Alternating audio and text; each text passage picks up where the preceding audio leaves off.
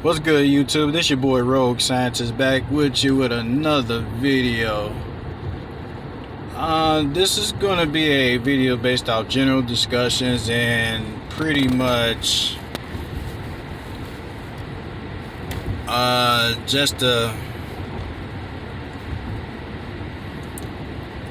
overall rate yourself as a duelist discussion.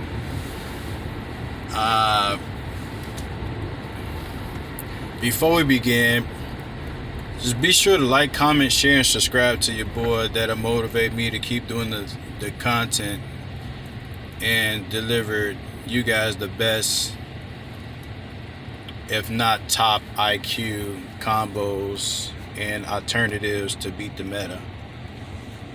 So, have you ever had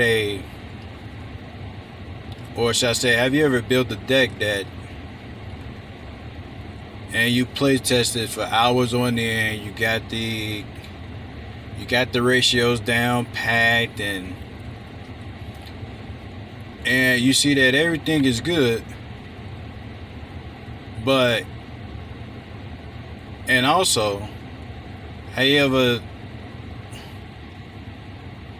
ever tried something or thought about something that may seem good on paper, but when you go to the actual tournament, it doesn't play out the way you wanted it to?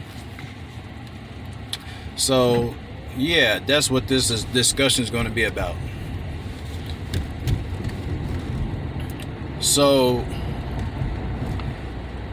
I guess you're wondering, like, I did all this play testing, I did the ratios right, and but yet I didn't top, and I wind up at the bottom, or I came like a bottom 8th or something like that. Let's just put it there. So you're asking yourself what I'm doing wrong, or is it something I missed or misplay? Just review yourself in that category, just to see how you can better yourself as a better duelist. Or me, I go by the old stigma where results are typical. So many people can play the same deck but will not have the same results. So for an example, one person he built a Drytron, and I gave him some tips on building a good competitive Drytron, although I don't play it, but I know what their end boards are like and the cards that they side out. And this is a top tier deck profile, but he got upset at the fact that he didn't top. And the only thing I can say is that, hey, it happens to the best of us. I didn't want to tell him that results are typical, because that would kind of offend him a little bit, and kind of like break his courage of dueling. So it happens to the best of us. And for example, with that too, that happened to me as well yesterday. I think it was like a good 14-man tourney last night, and I decided to play with the new changes in my live twins. And after all said and done, I didn't play too well, even with a good decent hand. There were times where I couldn't fight back, or not even having the opportunity to enter a battle phase. It's like, hey, it happens to the best of us. So it could be either I'm shuffling too much, shuffling less, or I'm not side decking the right cards. What is it? We must understand how the game actually works, because when we look at the ratios of the deck count size, the monster spells and traps, and what you put in your side deck, it can determine your victory or loss. Even some of the best decks, even tier 0 decks, lose. Not just tier 0 loses to tier 0, tier 1, but also tier 0 can lose to something that just off the wall, unheard of, or just those duelists are just trolling. It's just that simple. So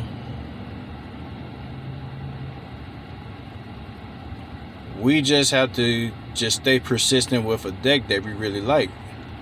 Because there are times where some meta players, their only mindset is to play to win.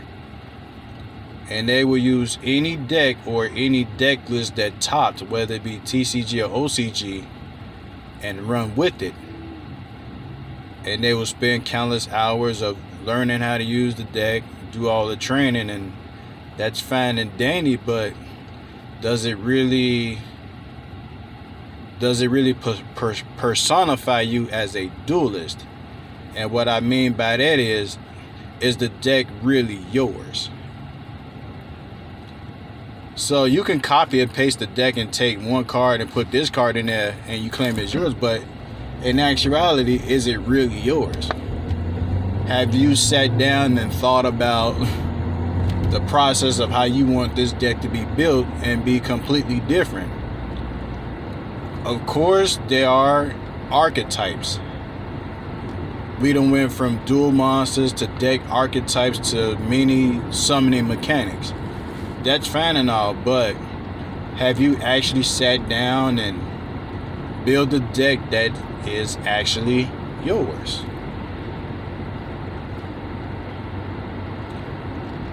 And the thing is that many people are afraid of trial and error. Hence meta players that only play to win, and there are some top players that cheat. So, and not only that, if you're not playing meta, will you be recognized and respected by your locals? Because there are some people that just like to play their own thing, but they're not getting the recognition and respect from duelists that play meta and professionally.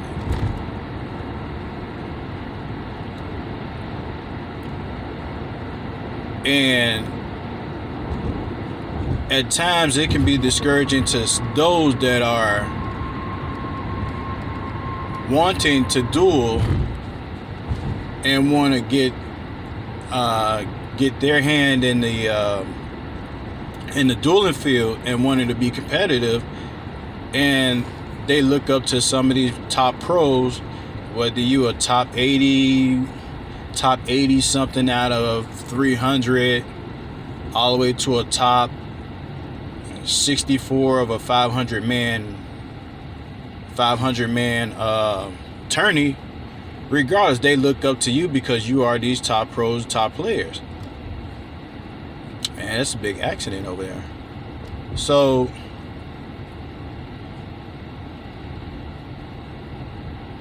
when you shut down their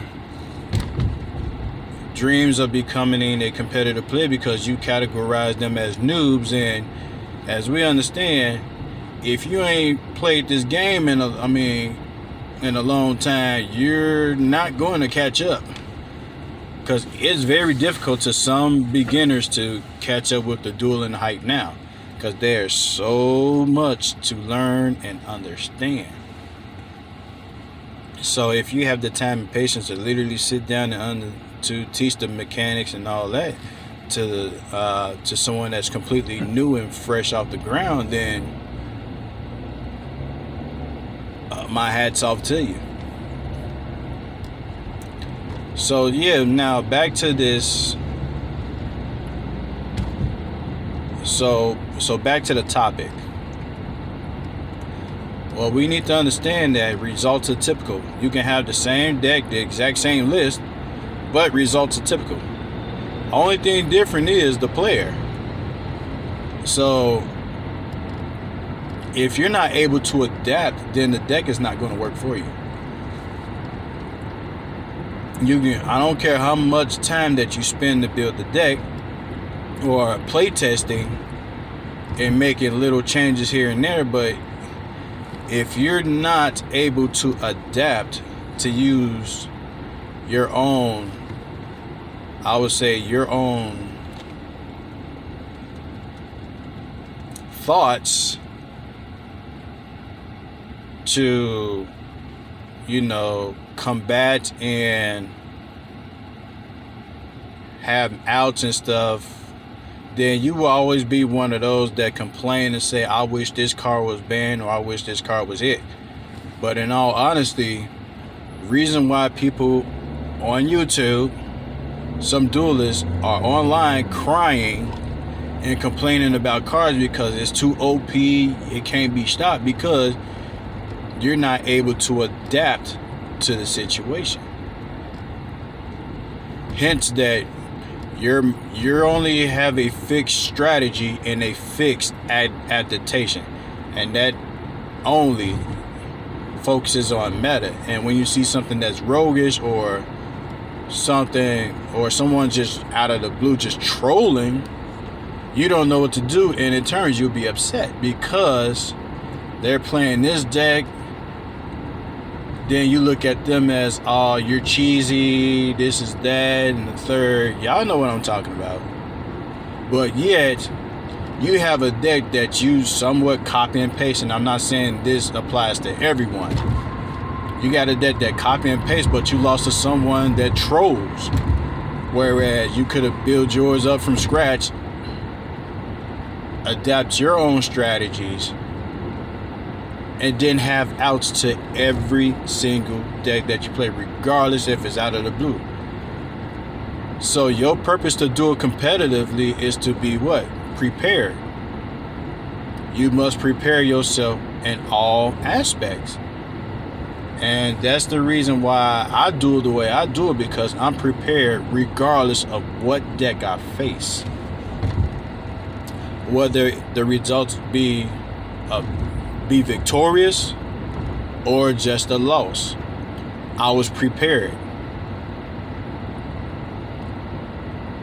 So that is something to, keep in mind.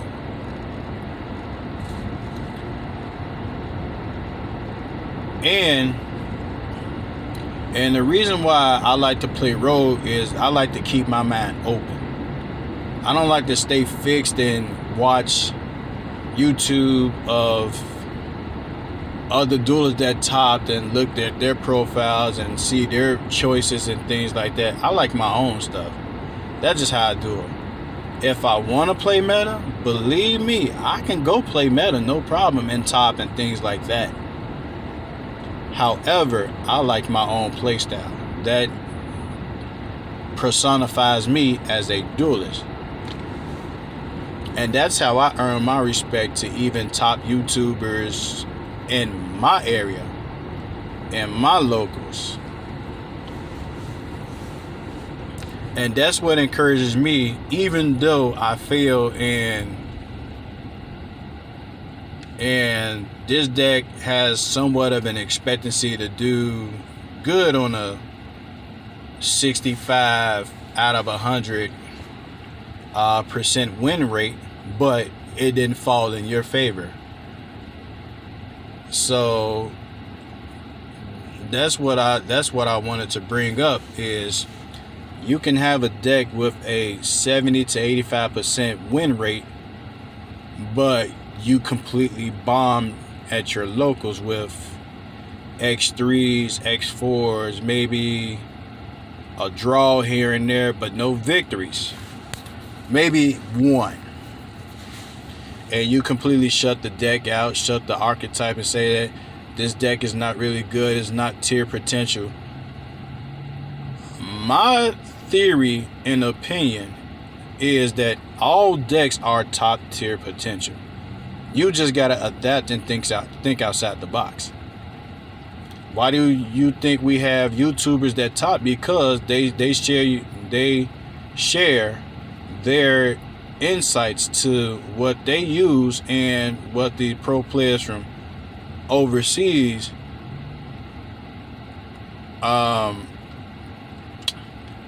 they pretty much share the future top decks and things like that. We get an insight of what's to come in the TCG, although our ban lists are completely different, but we can grasp the idea of what to expect here in the TCG. So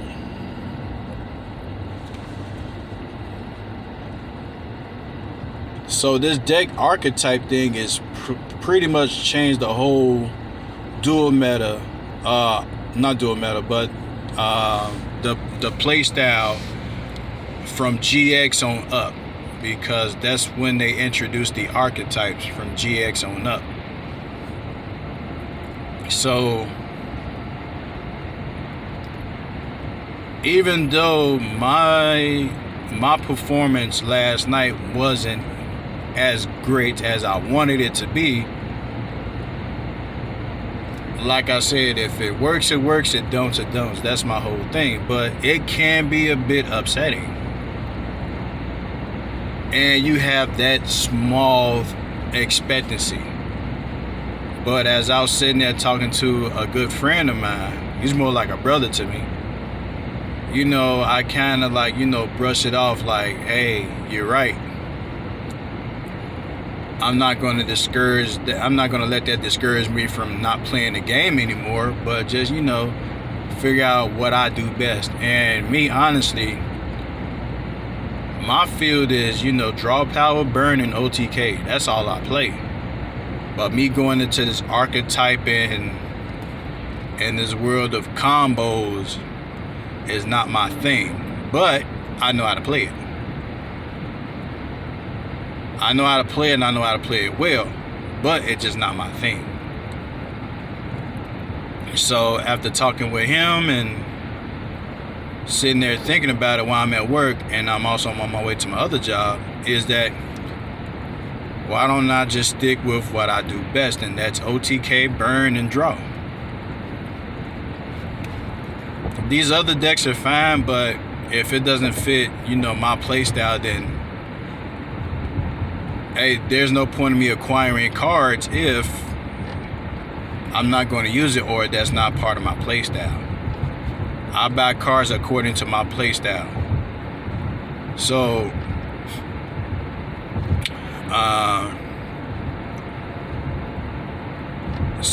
if you guys will just not literally, but just, take the time to sit down and think, what is your playstyle? You can be more like reserved in terms of gameplay, but you have a combo deck. So if you are a burn or OTK duelist and you have a combo deck, then your results are not going to be favorable. It will work unless, you have somebody that literally trained you and showed you how it actually worked. But in retrospect, it may not fall in your favor 60% of the time. So, yeah, that's all I wanted to discuss and share my thoughts on the dueling field as a whole. And sometimes it can be a gamble.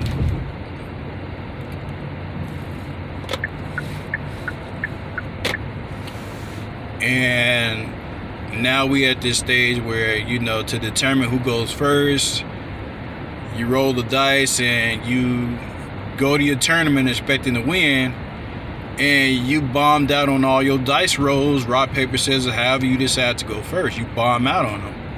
And that too can play in the course of your outcome. So by determining the deck you're playing, what it's meant for in that dice roll determines your outcome right then and there. I'm not saying that that's 100% true, but it's a good 80-ish, if not more than 75% chance of your outcomes determined by a simple dice roll or a simple turn order. But even if you win a dice roll, you determine the turn order either way. So it's a 50-50 chance. So you win in the dice roll and the turn order. And also, if you won or lost your matches, especially those that lost their first round, when you're doing your side deck, then you make the determination of the outcome of whether you're going to go first or second. So there are many factors that play into your victory and your loss. So just stay encouraged, just like my boy told me, and just adapt to the dueling world, whether it's meta, rogue, or just plain trolling. You should always be prepared in season and out of season. That sounds more like a biblical quote, but that is still true to dueling. You should be prepared in season and out of season. You should have no excuse as if to why you lost to something that trolled.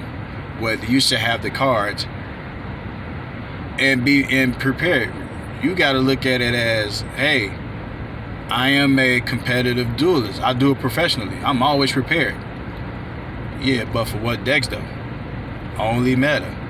So if someone comes in that rogue, you're not prepared for it, then now you're sitting there scratching your head like, I don't know what he playing, and I don't know what cards to side deck. Those type of players, because you don't think outside the box.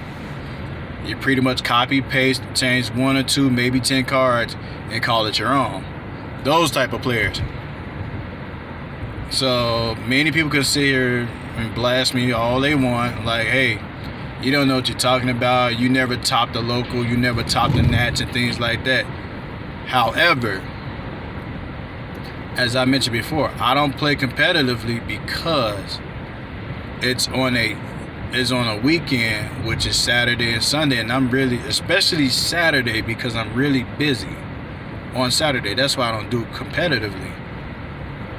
But locally, I pretty much got that competitor's edge, and I do very well in what I do. Hence that I get the recognition and respect from the top players in my area. So, with that being said, this is just something I just want to, discuss with you guys and those that feel discouraged and say, hey, I can't find nothing to play, or I bombed at this locals, but this deck is top tier and it sucks and I want a new deck. No, just put your own spin to it. It's okay to go to top players to understand the basics of how the deck should work. The basics, that's fine. Just the basics. But when you incorporate your own style on top of the basics, you can make your deck completely different from the top player. And who's to say you may run into that top player and you completely clapped him 2-0? That happens. Run into a top player, has good understanding of the game, but with your adaptation, you can gain yourself that victory even against a top player.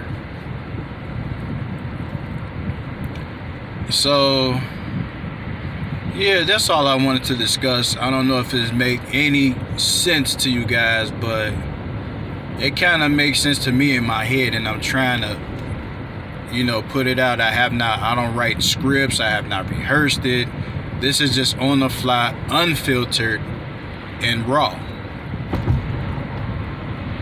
So let me know your thoughts on this discussion and any ideas that you can give me. I mean, all top IQ players, pro players do need advice too. So we're not shut out from no one, especially me. I'm always open to any and all things. Especially when I come into my locals and play something that's top tier and they're like, hey, this is not you. You playing meta. What's going on? This is not even you now. Because even my friend said it best when I faced him in the top tables in tournament. He like, bro, if you was to play meta, do you know how many people that you upset right now? You'll be topping back to back because you have that general knowledge. And he could be right. But you know, I let people, you know, tell me instead of me saying it. That's just how I am. I'm not the person that boasts. But those that give me that recognition and that, you know, that comment, I take it with a grain of salt. Like, yeah, you could be right. But this is how I like to play, because this is me. And you have that same thought process as well. Alright guys, I'm gonna head to work, and just let me know what you guys think on this, and feel free to reach out to me on other platforms like Facebook. That's the only platform I got, as well as Discord. So feel free to reach out to me on Discord and Facebook, or just shoot me a comment. And